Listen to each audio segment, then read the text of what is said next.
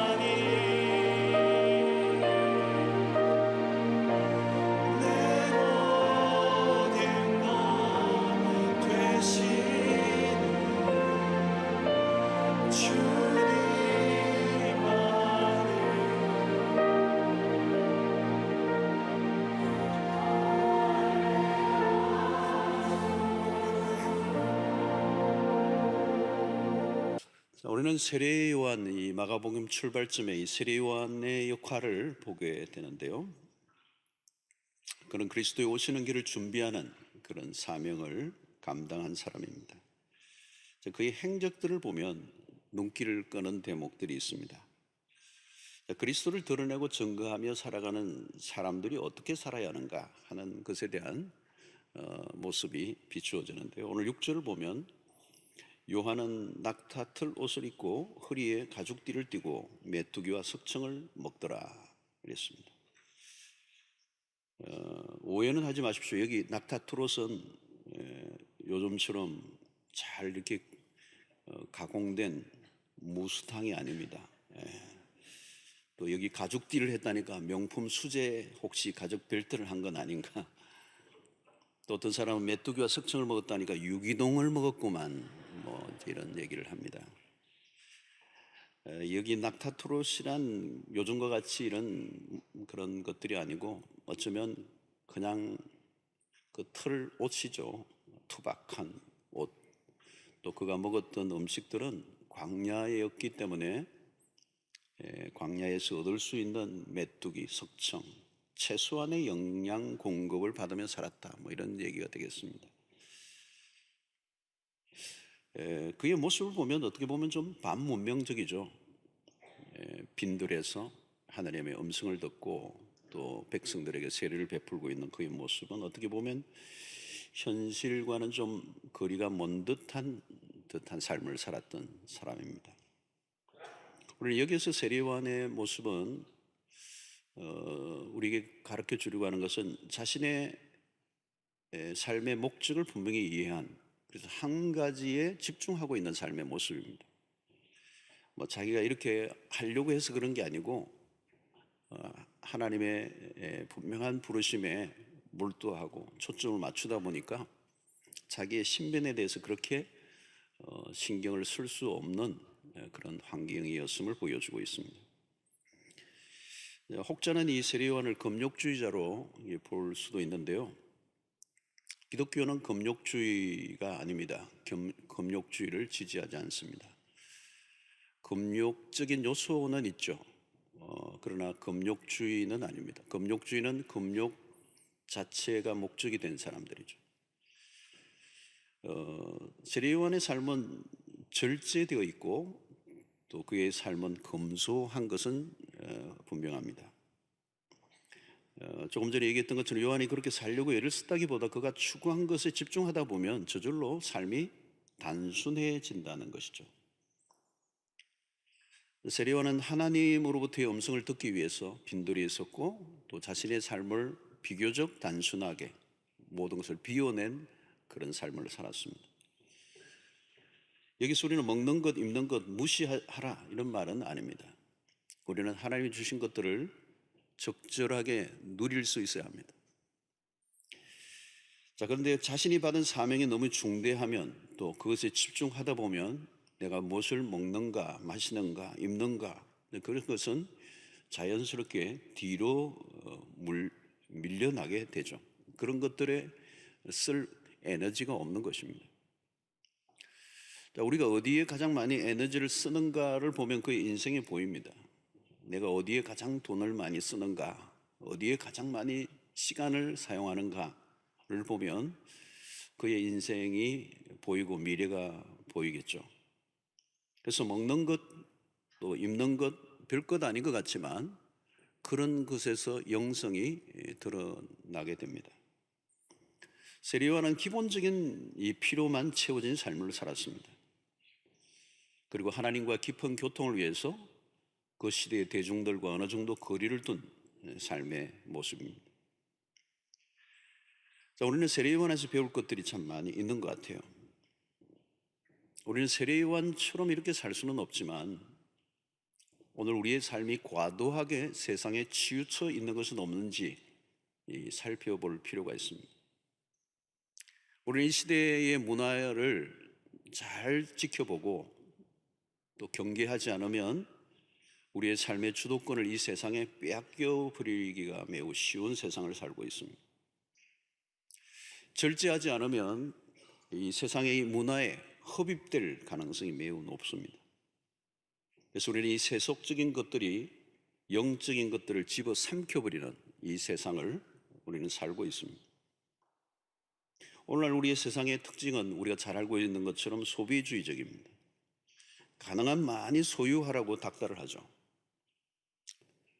창세기 3장에 나온 것처럼 사단이 하와에게 유혹했던 것처럼 보암직도 하고 먹음직도 하고 지혜롭게 할 만큼 탐스럽기도 한 것들이 사실 오늘 우리의 주변에 많습니다. 그래서 우리가 어떤 것에 애착을 가지다 보면 그 애착하는 것들이 자꾸 늘어나게 됩니다. 그리고 애착의 강도는 강해지고요, 그 애착은 집착이 되고 집착은 중독으로 이어지게 됩니다. 우리는 자꾸 아주 소박한 것으로도 얼마든지 행복을 누릴 수 있었는데 우리의 욕망에 불이 질러져서 통제할 수 없는 단계까지 가면 아무리 많이 소유를 해도 우리는 행복할 수 없는 그런 세상을 살고 있습니다. 오늘 이 세례요한이 우리에게 보여준 모습은 우리의 삶의 초점이라는 것입니다. 초점이 흐려지기가 쉽다는 겁니다. 내가 무엇을 위해 존재하는지를 놓쳐버리는 겁니다. 세상의 유혹으로부터 우리 자신을 지켜내지 않으면 신앙의 길이 잃어버리는 것입니다. 우리의 삶이 얼마나 산만해지기 쉬운지, 그 세례요한은 빈들에서 아주 simple life, 단순한 삶을 살고 있습니다. 다른 말로 표현하면 이 빈들이라고 하는 것은 영적인 집중력을 가질 수 있는 곳을 말합니다. 복잡하고 요란한 이 세상의 소리로부터 일시적으로 차단할 수 있다면 우리는 도시에 살아도 빈들을 만들 수는 있습니다. 영이신 하나님과 교통하며 하나님의 음성을 듣고 산다는 것은 고도의 영적인 집중력이 필요합니다. 요즘과 같이 핸드폰, 인터넷, 이 TV를 붙들고 살면 하늘과 교신하기가 어려워요. 핸드폰을 붙잡고 사는 동안에 성경책을 들 손이 없습니다. 영상 문화에 익숙해지면 성경 난독증 정세를 보이게 됩니다. 말씀을 읽고 묵상할 여력이 없는 것이죠. 성경을 읽으려고만 하면 머리가 띵 하면 이미 영적 상태가 문제가 있다는 것입니다. 이미 세상의 문화의 포로가 되어 있는 것입니다. 우리는 절제된 이 삶은 탐욕과의 싸움에서 가능해집니다. 소비주의 시대는 아무리 많은 돈을 가지고 있어도 부족하게 되어 있습니다. 돈만 드는 게 아닙니다. 시간도 엄청나게 쏟아부어야 합니다. 영적인 집중력을 가지는 것은 저절로 되는 것은 아닙니다. 우리가 기름진 음식으로 포만감에 빠져 계속 살면 어떻게 되죠? 육신의 힘은 점점 넘칠지 모르지만 영의 세계는 흐릿해질 가능성이 많습니다. 그래서 우리는 종종 금식을 선택하죠. 다니엘이 바벨론의 왕실이 주는 음식과 포도주를 거절했다는 것, 그리고 채식을 먹었습니다.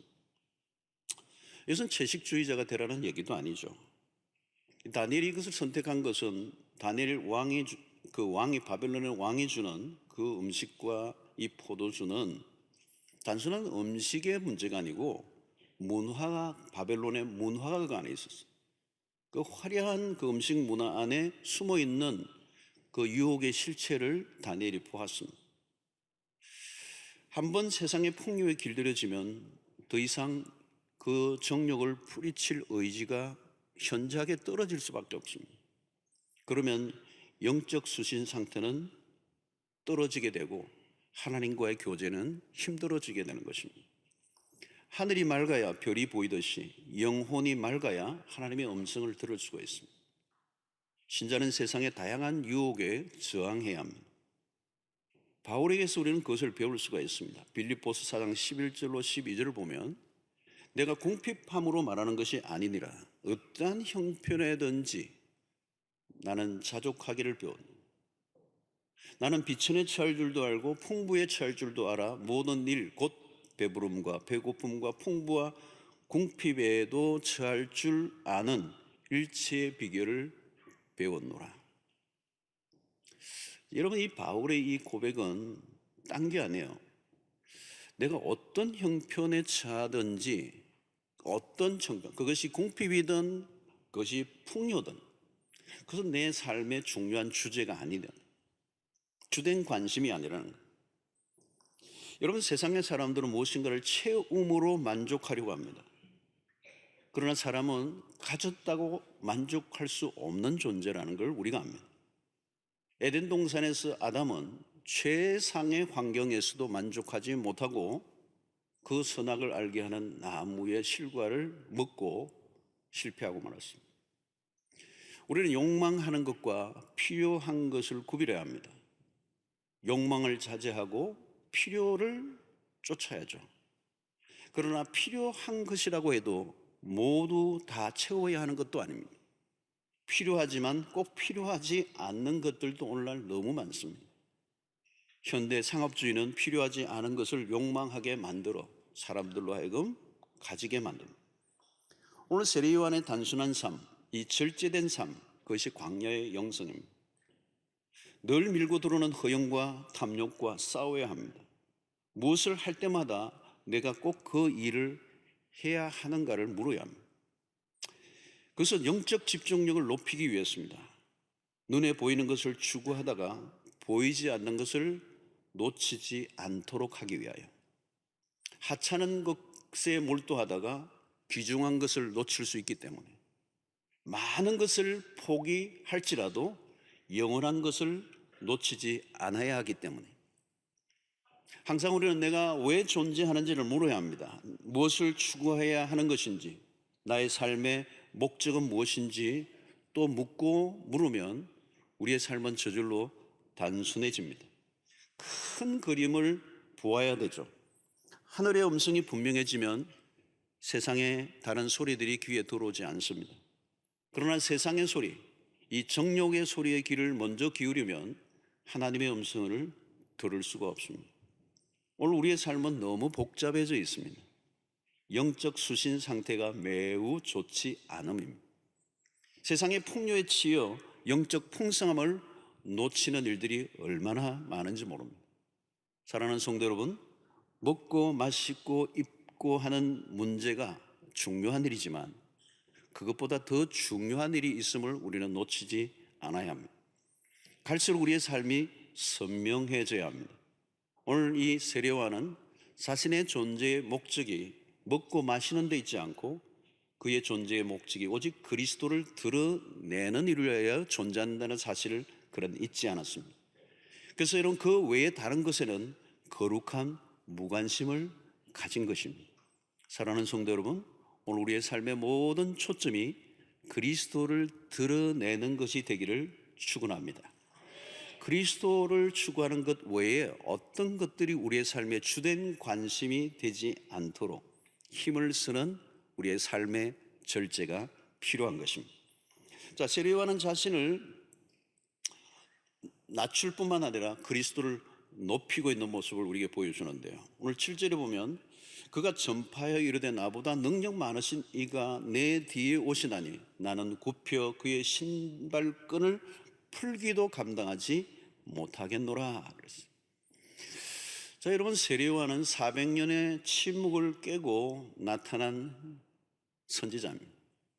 사람들이 그의 출현을 통하여 충격을 받고 그의 영향력은 한순간에 일파만파로 퍼져나갑니다. 사람들이 그의 메시지를 듣기 위해서 광야로 몰려듭니다. 그리고 수많은 사람들이 자신의 죄를 회개하고 요단강에서 세례를 받습니다. 그의 출현은 당시 유대사에 큰 충격을 주었습니다. 카메라가 그에게 집중되고 취재진들이 몰려와 그 주변을 둘러싸고 있는 것과 같습니다. 무대의 조명이 켜지고 사람들이 환호가 터지고 박수를 치면 어떻게 될까요? 사람들이 혼미해지죠. 마음이 흔들립니다.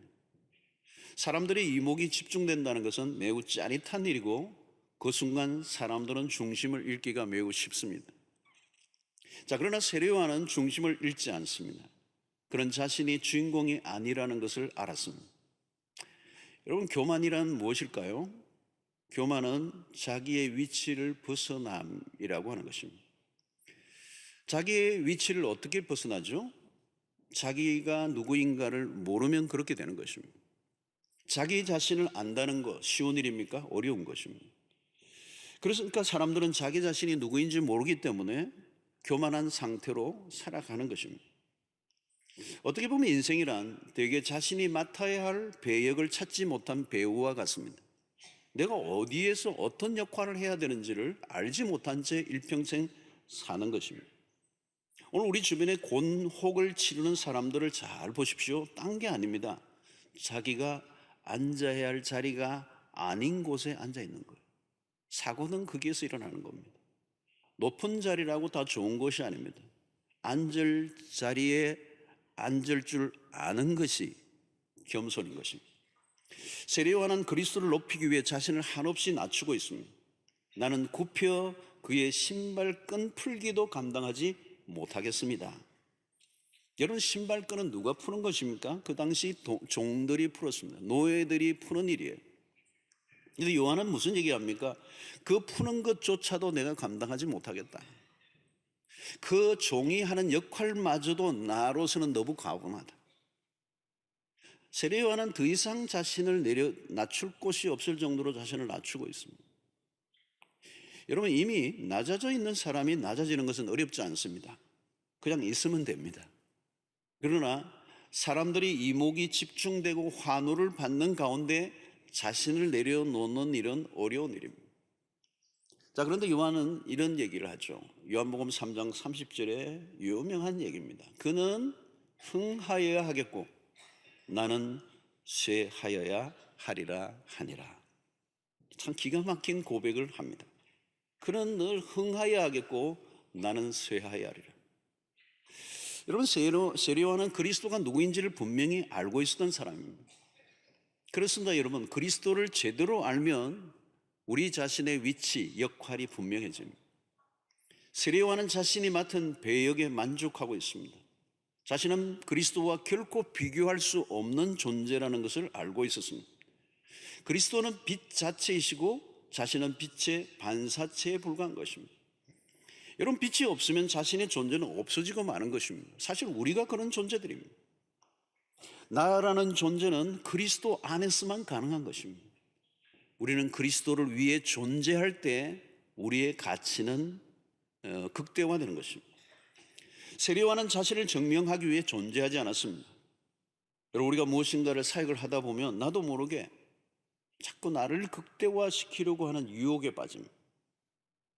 그리스도인들은 우리 자신의 이름에 너무 신경을 쓰지 않아야 합니다. 우리의 이름이 중요하지 않습니다. 우리가 아무리 대단한 역할을 맡아도 분명한 것은 그리스도의 종이요, 우리의 역할은 그리스도를 드러내기 위해서만 존재하기 때문에 주님을 위해 사역을 하다가 때로는 사람들에게 무시를 당할 수도 있습니다. 내가 일을 한 만큼 충분한 보상과 인정을 받지 못할 때도 있습니다. 그래도 여러분, 시험 들면 안 돼요. 왜냐하면 우리 자신이 목적이 아니기 때문에 그렇습니다. 바울에게 그런 일이 있었습니다. 바울이 감옥에 들어간 것 때문에 은근히 좋아하는 교회 지도자들이 있었습니다.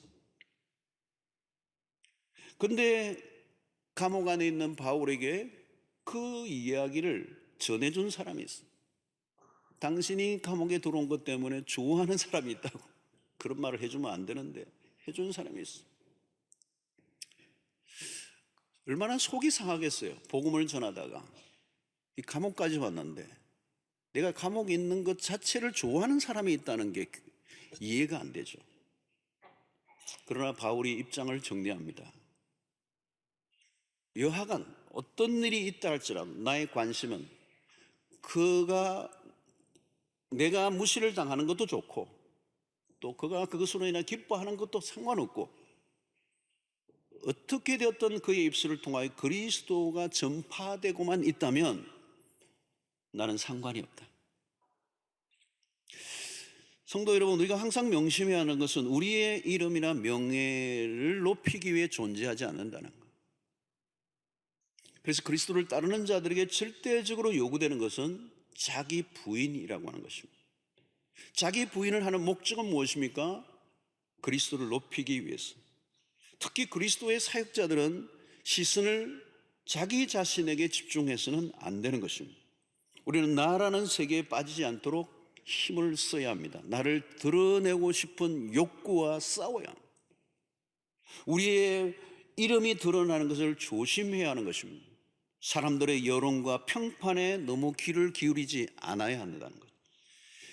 주님을 위해서 일을 한다고 하면서 은근히 자기를 드러내려고 하는 사람이 있다면 매우 조심해야 합니다. 위험한 인물이에요. 대중들 앞에 서서 일을 하는 사람들을 잘 보십시오. 누구를 주목하게 하는가를 보아야 합니다. 자기에게로 이목을 집중시키려고 하는 사람이라면 그는 요주의 인물이에요. 대중을 선동하고 멋있는 구호를 외치지만 알고 보면 자신의 개인의 욕망을 추구하려는 목적을 가지고 있는 사람들이 얼마나 많은지 알 길이 없습니다. 요즘은 인터넷 조회수 경쟁을 해요. 사람들이 이목을 집중시키고 자신의 이름을 높이고자 하는 유혹으로 가득 찬 문화 속에 살고 있습니다. 사역자들은 이런 위험한 문화들과 싸워야 합니다. 자신을 드러내고 싶은 유혹은 늘 있죠. 우리는 그런 위험으로부터 우리 자신을 지켜내야 합니다. 특별히 남다른 열심을 가지고 사역을 할 때 그 열심, 그 안에 있는 동기를 들여다보아야 하는 것입니다. 교회도 마찬가지입니다. 우리 교회는 과연 그리스도에게만 집중하고 있는가? 사람에게 집중하고 있는 것은 아닌가? 목사에게 집중되는 교회는 아닌가? 우리는 늘 살펴보아야 합니다. 탁월한 사역자로 일꾼으로 칭송을 받을수록 우리는 더욱더 조심해야 하고 우리 자신을 더 적극적으로 낮추어야 하는 것입니다. 교회를 섬기고 선교를 하고 어떤 봉사를 하더라도 모든 초점은 오직 그리스도여야 합니다. 우리 교회, 우리 부서, 우리 사역, 그게 강조되면 안 돼요. 열심히 하고 난 다음 좋은 결과가 나타나 사람들의 입에 오르내리고 주목을 받을 때 빨리 조명에서 비껴나야 돼요. 무대에서 내려와야. 박수 소리를 즐기지 말아야 합니다. 철저히 자기를 부인해야 한다는 것입니다. 우리는 헌신을 하고 희생하는 것까지는 다 해요. 거기까지는 다 가는데 그 다음에 실패합니다. 희생을 자랑과 훈장으로 삼으려고 하는 것이죠. 그런 문제가 터지기 시작합니다. 헌신하고 희생한 것을 주장하기 시작하면 사고가 나게 되어 있습니다. 자신의 수고와 공적을 빨리 잊어버려야 합니다. 세례 요한이 그리스도를 높이고 자신을 낮춘다고 자신의 존재가 무시되는 것은 아닙니다. 오히려 반대예요. 그리스도를 온전히 높일 때 세례 요한 역시 존귀한 자로 쓰여집니다. 그리스도를 높일 때 그의 존재감은 확실해집니다. 그가 그리스도를 높이는 목적을 위해 사용될 때 세례 요한은 세례 요한이 되는 것입니다. 사랑하는 성도 여러분, 지금 맡은 일이 비록 하찮은 일이라도 그 일을 통해 그리스도를 드러내고 있다면 그 일은 결코 하찮은 일이 아닙니다. 그러나 아무리 위대한 일을 하고 있다 할지라도 그리스도를 높이는 일에 실패한다면 그 일은 아무것도 아닙니다. 하찮은 것이 되고 맙니다. 사랑하는 성도 여러분, 우리는 우리를 위해, 우리 자신을 위해 존재하지 않습니다. 우리의 성공이 목적이 되어서는 안 됩니다. 우리는 실패도 괜찮아요. 우리의 이름은 묻혀도 괜찮아요. 아니, 묻혀야 돼요. 우리의 이름이 묻히고 그리스도의 이름이 선명하게 드러날 수 있다면 그것은 가장 영광스러운 일이 될 줄로 믿습니다. 우리의 희생을 통하여 점점 그리스도의 이름이 흥하여진다면 그것으로 충분한 거예요. 생명 걸리는 우리의 이름이 아닙니다. 오직 그리스도의 이름을 높이는 일이 여러분들의 삶의 목적이 되고 이유가 되는 은혜가 있게 되기를 축원합니다. 뭐 사업을 하든 직장에서 무슨 활동을 하든 아니면 우리가 어떤 공부를 하든 어떤 역할과 어떤 사역과 우리 어떤 봉사에도 마지막 남은 그 자리에 오직 한 분의 이름만 남는 역사가 있게 되기를 축원합니다. 세례 요한은 자신과 그리스도가 얼마나 다른가를 소개하고 있어요. 오늘 8절에 보면 나는 너에게 물로 세례를 베풀었거니와 그는 너에게 성령으로 세례를 베푸시리라. 우리는 앞에서는 요한에 의한 세례를 살펴봤습니다. 자, 오늘은 성령의 세례가 주제예요. 이 세례라고 하는 단어가 아주 매우 중요한 단어로 우리에게 언급되고 있습니다. 여러분, 이 세례는 그냥 단순한 의식으로 우리가 오해해서는 안 돼요. 너 세례 받아라. 여러분, 이 세례라고 하는 건 매우 중요한 것입니다. 옛 사람이 죽고 새 사람이 되는 이 거대한 터닝 포인트. 세례를 받으려고 하는 자신이 얼마나 심각한 죄인인가를 깨닫는 존재론적인 각성이 일어나야 돼요. 마치 이사야의 고백처럼 화로다 나여 망하게 되었도다. 그 자신의 죄가 머리끝부터 발끝까지 온 영혼을 감싸고 있는 이 죄의 문제를 심각하게 깨닫고 그리스도의 십자가 앞으로 나아가는 이 터닝 포인트가 한 번 있어야 되는 거예요. 이건 자주 있는 일은 아니에요. 단회적 사건이지만 강력한 사건.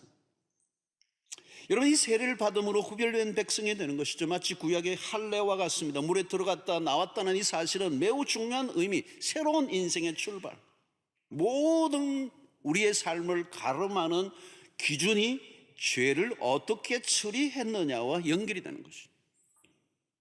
물세례는 죄로부터 깨끗하게 함을 받은 사건입니다. 자, 세례 요한이 이 해결을 선포한 것은 매우 중요한 의미가 있어서 역사적으로 사람들은 메시아가 나타나 로마로부터 자유해 주기를 기다렸습니다. 그런데 세례 요한이 선포한 것은 전형도한 거예요. 회개하라는 것. 그 말의 의미를 백성들이 알아듣지 못했습니다. 진정한 자유는 로마로부터의 해방이 아니라 죄로부터의 해방. 애굽에서 나오는 것보다 더 중요한 것은 참 하나님의 백성으로 살아가게 하는 것이다. 정치적 해방보다 더 중요한 것은 죄로부터의 해방이라는 거예요. 죄로부터의 해방이 없다면 다른 것은 다 의미가 없어지는 것이죠. 죄로부터의 자유는 인간의 힘으로는 불가능한 거예요. 죄와 사망의 권세로부터 자유를 얻게 하실 분은 오직 한 분 예수 그리스도밖에 없음을 세례 요한이 지금 선포하고 있는 것입니다. 그리고 그분이 오시면 비로소 성령으로 세례를 베풀 것이다. 자, 여기 이 말은 무엇을 의미합니까? 죄의 용서함을 받는 것으로만 끝나서는 안 된다. 한 단계 더 나아가라는 겁니다. 죄로부터 완전한 자유를 누리는 삶을 지금 예수 그리스도가 베푸시는 성령의 세례를 통하여 일어난다는 거예요. 성령의 세례는 죄를 이기게 하는 능력이 부어지는 세례. 요한의 세례는 그 죄를 용서받았다라고 하는 어떤 외적인 표징으로 주어졌다면, 성령의 세례는 이제는 그 죄로부터 자유를 얻는, 죄의 지배 아래 살아갔던 사람들을 이제는 죄의 포로에서 벗어나 이제는 하나님의 참된 백성으로 살아가게 만드는. 우리는 복음서의 제자들을 보면 그들은 물세를 받은 자들이었습니다. 그러나 그것으로 충분하지 않아요. 사도행전의 오순절에 임한 성령으로 인하여 그들은 달라졌습니다. 비로소 제자들이 역사의 무대에서 그리스도의 제자로 능력 있게 살아갈 수 있게 되었습니다. 자신의 죄 문제를 끌어안고 늘 고민하고 갈등하는 인생에서 이제 하나님의 나라를 위한 일꾼으로 살아가게 되는 위대한 터닝 포인트. 사랑하는 성도 여러분, 인생을 가장 많이 낭비하는 게 뭔지 아십니까? 딴 게 낭비가 아니고요, 죄의 종노릇하며 살아가는 게 낭비입니다. 죄의 문제를 우리가 극복할 수 없으면 일평생 죄를 짓다가 세월 다 보내고 죄를 지은 것에 대한 부산물, 후유증, 그 뒤치다거리 하다가 인생 볼일 다 봐요. 여러분, 죄는 매우 적극적이고요, 독성이 매우 강한 바이러스예요. 우리 지금 이 신종 코로나가 어마어마하게 무서운 질병으로, 이 바이러스로 지금 소문났지만, 여러분, 죄는요 그거보다 비교도 할 수 없을 정도로 강력한 것입니다. 파괴적이에요.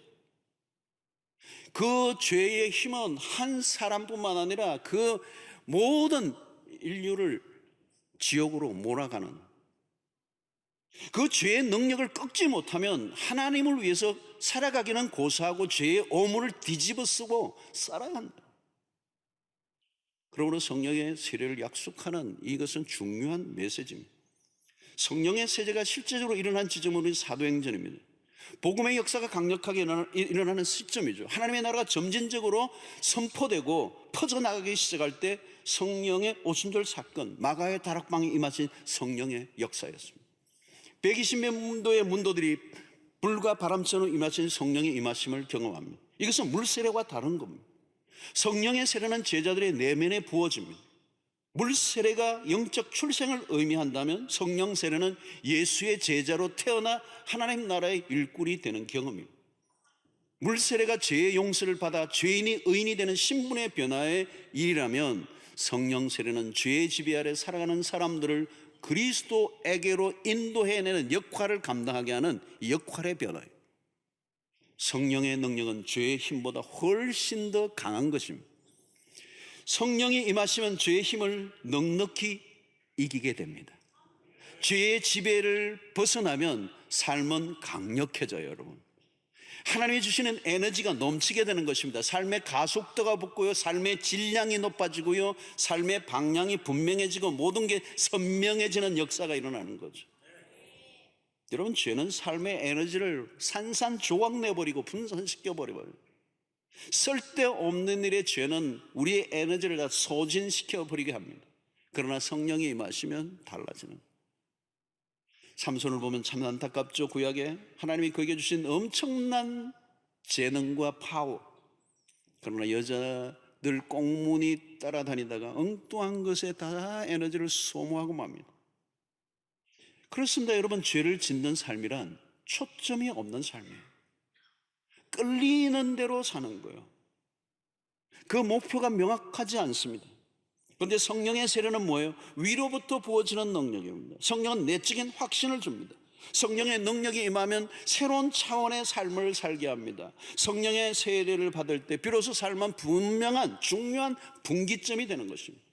그래서 오순절 임하신 성령이 불처럼 바람처럼 임하셨다는 것은 매우 상징적인 것입니다. 여러분, 불과 바람은 자연 세계에서 가장 강력한 힘을 상징하는 것입니다. 그 바람이, 불이 임하면 모든 것을 한순간에 날려버리고 마는 것이죠. 위로부터 임한 성령이 바로 그런 것입니다. 베드로가 그 성령이 임하시고 난 다음에 완전히 달라진 것 하나가 뭡니까? 그 이전에는 예수님의 제자인 것 자체도 부인하고 어린 아이, 여자아이 앞에서도 겁을 먹은, 그래서 예수를 부인해버렸던 그 베드로 아니었습니까? 그러나 오순절의 마가의 다락방의 성령 사건 이후에 사도행전 바로 2장에 무슨 일이 납니까? 베드로가 설교를 합니다. 그리고 그 당시에 종교 지도자들을 향하여 거세게 몰아치며 무슨 얘기하죠? 너희들이 예수를 십자가에 못 박았다고 얘기합니다. 비로소 예수를 과감하게 증거하고 드러내는 증인이 되었습니다. 사랑하는 성도 여러분, 바로 이것이 그리스도가 오심으로 우리에게 주어진 성령의 세례 사건입니다. 성령이 이미 2000년 전에 마가의 다락방에 임하시고 오늘 또 우리 가운데도 임하시고, 성령의 그 세례와 성령의 충만을 통하여 우리를 통하여서도 이제는 그리스도를 증거하는 정인으로 살아가는 은혜가 주어진 것입니다. 그래서 사도행전 1장 8절의 말씀이죠. 오직 성령이 너희에게 임하시면 너희가 권능을 받고 예루살렘과 온 유대와 사마리아와 땅끝까지 이르러 내 증인이 되리라. 오늘 세례요한은 바로 이 증인의 삶을 사는 것이죠. 이 각성을 깨달았던 것이고, 그 예수 그리스도가 오심으로 인하여 오늘 신약의 모든 성도들에게 성령의 약속을 하셨습니다. 그 성령이 오늘 또 여러분들에게 부어지게 되기를 축원합니다. 그 성령이 우리를 강하게 하시고 하나님의 나라와 목적을 위해서 분명히 살아갈 수 있는 용기를 주시는 역사가 일어나게 되는 것입니다. 자, 2000년 전이나 오늘과 비슷한 상황입니다. 그때는 초림 예수를 맞이할 준비가 백성들에게 되어 있지 않았어요. 준비되지 않은 백성들은 그리스도를 맞이할 수가 없습니다. 그것을 위해 세례 요한이 무엇을 외쳤습니까? 회개하라는 것입니다. 2000년이 지난 지금 다시 오실 그리스도를 우리는 기다리고 있습니다. 우리가 할 일이 뭘까요? 오늘 우리가 그분의 오심을 기다려야 합니다. 이제 성령 안에서 깨어 있어야 합니다. 그리스도가 다시 오실 것입니다. 세상을 여러분들 보십시오. 어디를 보아도 답이 없어요. 어디에 소망이 있습니까? 아무리 눈 닦고 봐도 이 세상에는 소망이 없어요. 누가 이 소요와 분쟁과 갈등과 비극과 불행과 고통으로부터 자유하게 할 수 있는 사람이 있을까요? 오직 메시아는 한 분밖에 없어요. 그분은 그리스도이십니다. 사랑하는 성도 여러분, 정신없이 세상에 취해 살지 않아야 합니다. 이 혼탁하고 복잡한 이 세상 가운데 우리의 영적 수신 상태를 확인하셔야 돼요. 하나님과 교신을 긴밀하게 할 수 있어야 돼요. 깨어있는 자로 하늘의 음성을 날마다 듣고 그분의 말씀에 인도를 받는 영적인 깨어있는 신자들 될 수 있게 되기를 축원합니다. 뿐만 아니라 오늘 우리에게 살아야 할 존재의 이유를 찾아야 하는 것입니다. 그것은 오직 그리스도를 증거하기 위하여, 그리스도를 드러내는 것이 우리의 삶의 목적이 되어야 합니다. 내 이름과 내 명예와 나의 어떤 것이 아니에요. 우리의 출세와 성공이 아니라 오직 우리의 살아가야 할 존재, 우리의 어떤 열심과 노력의 그 모든 목표도 오직 그리스도와 그리스도의 나라를 확장하는 것이 되어야 될 줄로 믿습니다. 우리의 사명은 하나님의 나라에 있습니다. 모든 것을 걸고 오직 그리스도만을 드러내는 일이에요.